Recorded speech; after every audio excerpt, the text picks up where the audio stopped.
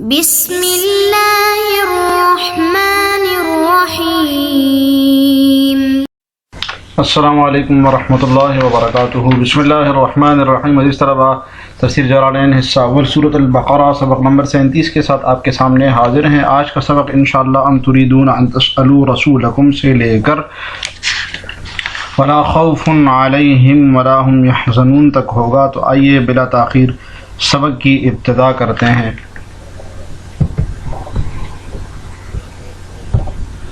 ترجمہ دیکھیے، ام تریدون ان تسألوا رسولکم کما سئل موسیٰ من قبل، کیا تم یہ چاہتے ہو کہ اپنے رسول سے اسی قسم کے سوال کرو جیسے پہلے موسیٰ سے کیے جا چکے ہیں۔ ومن یتبدل الکفر بالایمان، اور جو شخص اپنے ایمان کے بدلے کفر اختیار کرے،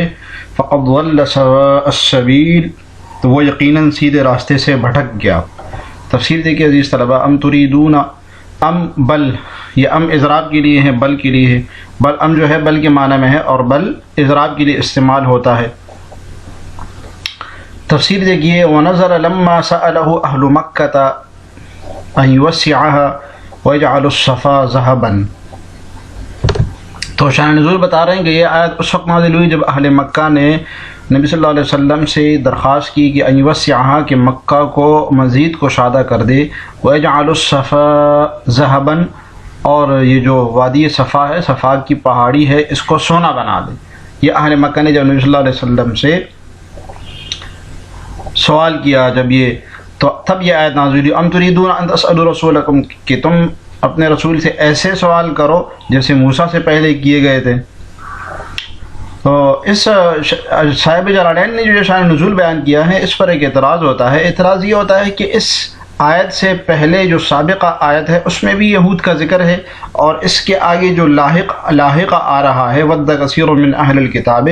اس میں بھی یہود کا ذکر ہے۔ تو سابقاً بھی یہود کا ذکر ہے اور لاحقاً بھی یہود کا ذکر ہے، اور آیا اضراب ہے درمیان ام اور اضراب وہاں ہوتا ہے جہاں کا سابق اور لاحق سے کوئی نہ کوئی تعلق ہوتا ہے۔ تو جب یہود کا ذکر آگے بھی ہے پیچھے بھی ہے، تو درمیان میں اہل مکہ کا بیان کیسے آ گیا؟ تو اعتراض ہے یہ، جواب اس کا یہ ہے کہ ایک جواب تو یہ ہے کہ سابق اور لاحق میں کوئی یہود کا ذکر اس بات کی متنافی نہیں ہے کہ درمیان میں اہل مکہ کا ذکر آ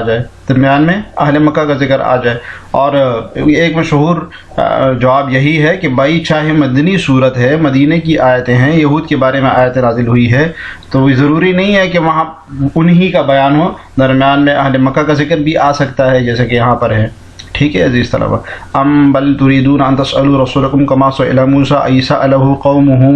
یعنی ان کی قوم نے ان سے سوال کیے تھے نا موسیٰ علیہ السلام کے، بنی اسرائیل نے کیے تھے، من قبل، اس سے پہلے، من قولہم، بیان سوالات، ارنا اللہ جہرۃ، انہوں نے کہا تھا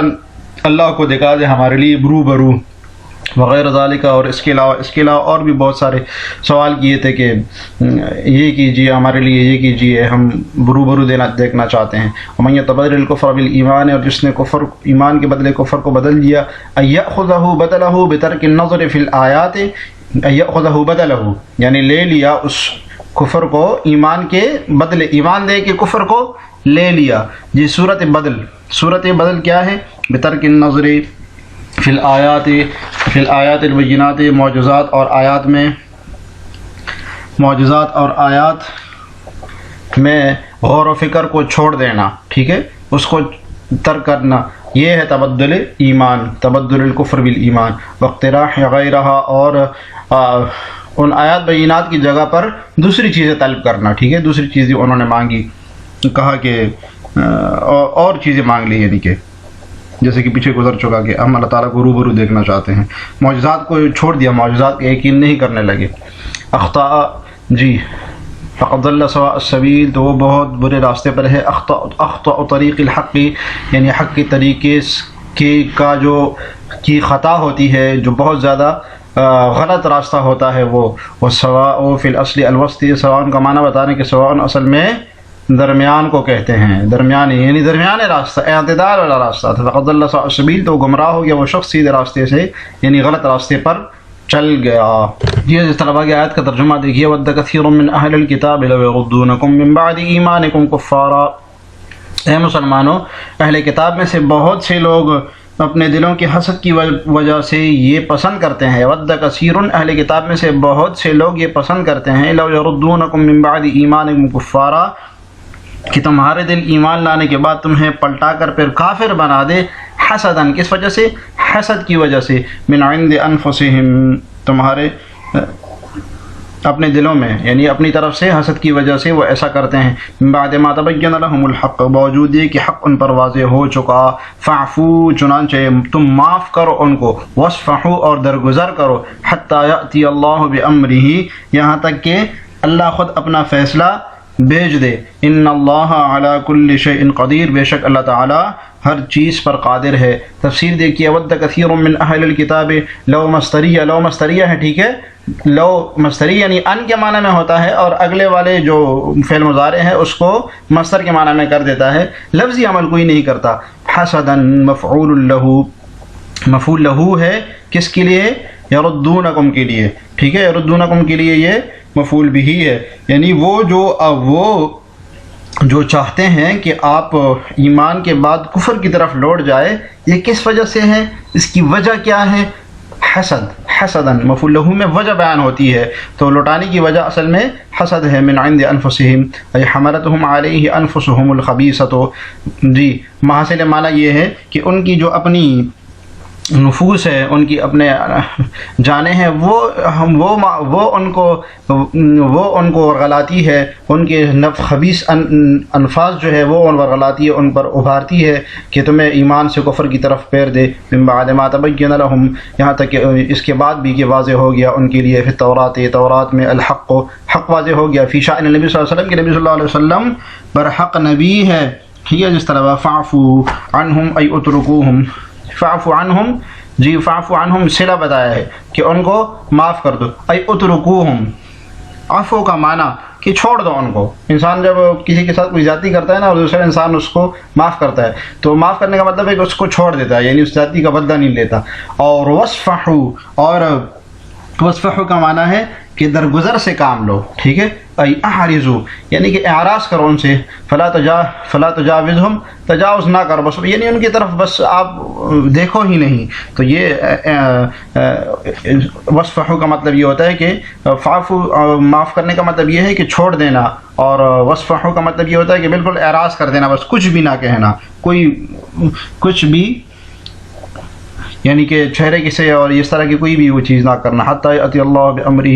فیہم من القتال، یہاں تک کہ اللہ تعالیٰ کا حکم آ جائے اس میں سے قتال کا بھی ایک حکم ہے، یعنی جب تک قتال کا حکم نہ آئے تم اہل کتاب کو کچھ بھی نہ کہو، ان اللہ علی کل شیء قدیر، بے شک اللہ تعالیٰ تو ہر چیز پر قادر ہے، وَأَقِیمُوا الصَّلَاةَ وَآتُوا الزَّکَاةَ، اور نماز قائم کرو اور زکوٰۃ ادا کرو، وما تقدموا لانفسکم من خیر، اور جو بھی بلائی کا عمل تم اپنے لیے آگے بھیجو گے، تجدوہ تو اس کو پالو گے، ان اللہ، اللہ کے ہاں، ان اللہ بما تعملون بصیر، بے شک جو تم عمل کرتے ہو اللہ تعالیٰ اس کو دیکھنے والے ہیں، واقیموا الصلاۃ وآتوا الزکاۃ، جی لانفسکم من خیر طاعۃ، جی اطاعت میں سے کوئی بھی کام، خیر کا بیان ہے، اطاعت میں سے کوئی بھی کام جو کرو گے، کا صلاۃ و صدقۃ، جیسے کہ نماز اور صدقہ ہو گیا، تجدوہ ای ثوابہ، ضمیر کا بیان ہے کہ یہ ضمیر سے کیا مراد ہے اس کی، یعنی تجدوہ ثوابہ مفعول بھی کا بیان ہے کہ تم اس کا ثواب پالو گے، ان اللہ بما تعملون بصیر فیجازیکم بہ، اللہ تعالیٰ جو تم کرتے ہو اس کو دیکھنے والے ہیں، فیجازیکم بہ، پس وہ تمہیں وہاں پر اس کا بدلہ ضرور دے گا۔ عزیز طلبہ، جو پیچھے آیت گزری ہے وَدَّ كَثِيرٌ مِّنْ أَهْلِ الْكِتَابِ، اس آیت کی شان نزول کے بارے میں یہ آتا ہے، اس کی شان نزول کے بارے میں آتا ہے، حضرت عمار بن یاسر اور حذیفہ بن الیمان رضی اللہ عنہ یہ جب نبی صلی اللہ علیہ وسلم کے ساتھ غزوہ احد سے لوٹے تو ان کو یہود کے ایک گروہ نے جو ہے نا روک لیا اور کہا کہ یہ تمہارے محمد کیسا آدمی ہے، انہوں نے تو اپنے ہی ساتھیوں کو قتل کر دیا، اپنے ہی خاندان والوں کو قتل کر کے آ گئے، 70 لوگ مر گئے تھے، تو یہ کیسا ہے جو اپنے ہی ساتھیوں کو قتل کرتا ہے، اور تم اس کے ساتھ قتال کرتے ہو، اور اللہ تعالیٰ کی مدد تو ہمارے ساتھ ہے، ہم تو ایسا کبھی نہیں کرتے ہیں۔ تو عمار رضی اللہ عنہ نے ان سے کہا کہ تمہارے ہاں اگر معاہدہ کوئی کرے، اگر کسی کے ساتھ کوئی وعدہ کرے تو اس کے توڑنے والے کے بارے میں تم کیا کہتے ہو؟ کہا وہ بہت برا عمل کرے گا۔ کہا کہ میں نے نبی صلی اللہ علیہ وسلم کے ساتھ وعدہ کیا ہے کہ میں آپ کے ساتھ مرتے دم تک قتال کروں گا۔ اور حضرت حذیفہ بن الیمان نے کہا رضیت باللہ ربا وبالاسلام دینا وبمحمد صلی اللہ علیہ وسلم نبیہ، تو ان کو چپ کرا دیا۔ نبی صلی اللہ علیہ وسلم کے پاس آگے جب یہ واقعہ سنایا تو آپ نے کہا تم لوگوں نے بہت اچھا کام کیا، اور پھر یہ آیت نازل ہوئی۔ تو یہ اس کا شان نزول بیان کیا ہے مفسرین نے تفسیر ساوی میں، اس کا ذکر ہے آپ کے حاشیے میں بھی لکھا ہوا ہے۔ آگے دیکھتے ہیں وقالوا لن يدخل الجنة الا من كان هودا او نصارى۔ ترجمہ دیکھیے کہ وقالوا کہ یہ یعنی یہود اور عیسائی کہتے ہیں لن يدخل الجنة الا من كان هودا او نصارى، کہ جنت میں سوائے یہودیوں اور عیسائیوں کے کوئی بھی ہرگز داخل نہیں ہوگا۔ تلک امانیہم، یہ محض ان کی آرزوئیں ہیں، یہ محض ان کی آرزوئیں ہیں۔ قل ہاتوا برہانکم ان کنتم صادقین، آپ ان سے کہہ دیجئے کہ اگر تم اپنے اس دعوے میں سچے ہو تو اپنی کوئی دلیل لے کر آؤ، اپنی کوئی دلیل لے کر آؤ۔ تفسیر دیکھیے عزیز طلبہ، وقالوا لن يدخل الجنة الا من كان هودا جمع حائد، ہود حائد کی جمع ہے، ٹھیک ہے، اس کے بارے میں ہم پہلے بھی کہہ چکے ہیں، ہود رجوع کرنے والے کو کہتے ہیں، اور وہیں سے یہ ماخوذ ہے۔ او نصارى قال ذلك يهود المدینہ ونصران نجارى لما تناظروا بین یدی النبی صلی اللہ علیہ وسلم، شان نزول کا بیان ہے۔ تو لما تناظروا بین یدی النبی صلی اللہ علیہ وسلم، تو جب انہوں نے مناظرہ کیا نبی صلی اللہ علیہ وسلم کے ساتھ، اور عبداللہ ابن عباس رضی اللہ عنہما فرماتے ہیں کہ جو وفد نصارہ کا جو نجران سے وفد آیا تھا، وہ جب آ کے نبی صلی اللہ علیہ وسلم کے ساتھ مناظرہ کر رہا تھا، اس موقع پر یہ آیت نازل ہوئی تھی۔ یہاں پر باقاعدہ صاحب جلالین نے تصریح کی ہے ای قال الیہود، اور یعنی یہود کہتے ہیں لن يدخلها الا الیہود، مطلب بتا رہے ہیں آیت کا، ٹھیک ہے عزیز طلبہ، کیا مطلب ہے کہ یہود کہتے ہیں لن يدخلها الا الیہود، کہ یہود کہتے ہیں کہ صرف یہود ہی داخل ہوں گے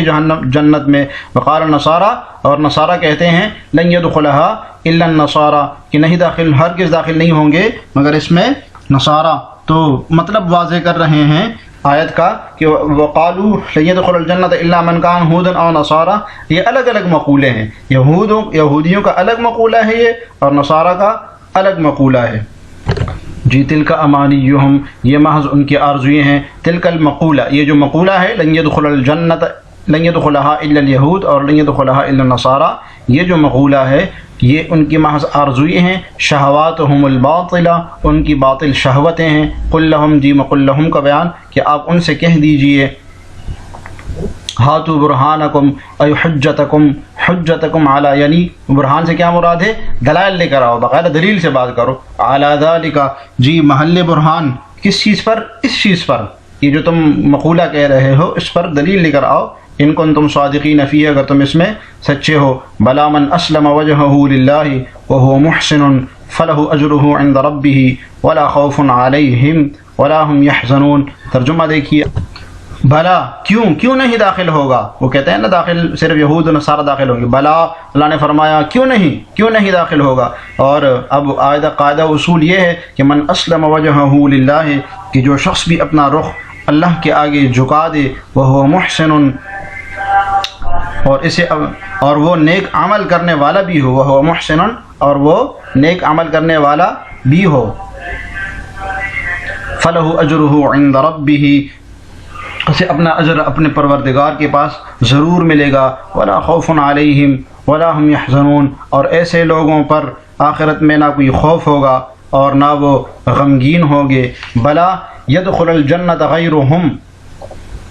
جی یہ بلا ان کی بات کے اوپر رد ہے، انہوں نے جو کہا تھا صرف یہود اور نصارہ داخل ہوں گے۔ يدخل الجنة غیرہم، اللہ نے کہا نہیں، ہرگز ایسا نہیں۔ تو يدخل الجنة غیرہم سے صاحب جلالین اس طرف اشارہ کر رہے ہیں کہ بلا سے اللہ تعالیٰ ان کے اس مقولے پر رد کر رہے ہیں کہ نہیں اور بھی لوگ داخل ہوں گے۔ يدخل الجنة غیرہم، اور بھی لوگ داخل ہوں گے۔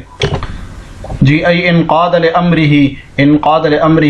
یعنی اس کے احکام کو بجا لائے۔ اسلم وجہہ للہ ای انقاد لامرہ، یعنی اس کے احکام کو، اس کے حکم کو بجا لائے۔ وخص الوجہ، اور اللہ تعالیٰ نے جو وجہ کو خاص کیا ہے، قرآن میں جو وجہ کو خاص کیا گیا ہے، کیوں؟ لأنه اشرف الاعضاء، اس لیے کہ چہرہ تمام اعضاء میں سب سے اشرف، سب سے جو ہے نا عزت والی جگہ ہے، فغیرہ اولا، تو اس کے علاوہ جو ہے وہ تو بطریق اولا اللہ تعالیٰ کی انقیاد کریں گے، اللہ تعالیٰ کی احکام کو بجا لائیں گے۔ تو یہ پھر ایک اعتراض کا جواب بھی ہے کہ صرف چہرے کو کیوں خاص کیا، کہ مطلب صرف چہرے سے اللہ تعالیٰ کی اوامر کو بجا لانا ضروری ہے، باقی اعضاء سے نہیں؟ کیا باقی اعضاء سے کو بجا لانا ضروری نہیں ہے؟ ہاتھ، پاؤں، دل، باقی چیزیں بھی تو ہے۔ تو اس کا جواب یہ کہ لأنہ اشرف الاعضاء، چہرہ تو اشرف الاعضاء ہے، تمام اعضاء میں سب سے شرافت والی جگہ جو ہے وہ چہرہ ہے، چہرے کو دیکھ کے ہی سب کچھ ہوتا ہے۔ فغیرہ اولا، تو جب چہرہ اللہ تعالیٰ کی تسلیم و رضا میں خود کو انقیاد کرے گا اور اوامر کو بجا لائے گا، فغیرہ اولا، تو چہرے کے علاوہ باقی اعضاء تو لازمی کریں گی۔ وہو محسن، موحد، محسن کا معنی بتایا کہ محسن کا مطلب ہے موحد ہو۔ فلہ اجرہ عند ربہ، ای ثواب عملہ، یعنی اپنے عمل کا ثواب، الجنت، وہ اجر کیا ہے اس کا مصداق، وہ ہے جنت۔ فلا ولا خوف علیہم ولا هم يحزنون فی الآخرۃ، آخرت میں نہیں ہوگا، دنیا میں تو آ سکتا ہے، دنیا میں خوف و حزن بندے کے اوپر آ سکتا ہے، لیکن ایسے لوگوں پر آخرت میں کوئی بھی رنج و منال نہیں ہوگا۔ جدید طلباء کا سبق بس اتنا ہی۔ آج کے سبق سے متعلق سوال سن لیجئے کہ جو شان نزول آپ نے سبق کے شروع میں بالکل پڑھا ہے، اس پر وارد ہونے والا جو اعتراض ہے اس کو بیان کیجئے، اگر جواب دے سکتے ہیں تو وہ بھی لکھیے، اور نہ صرف سوال اعتراض بیان کر کے کمنٹس میں ضرور لکھیے۔ اللہ تعالیٰ ہمیں جلالین پڑھنے اور سمجھنے کی توفیق عطا فرمائے۔ السلام علیکم ورحمۃ اللہ وبرکاتہ۔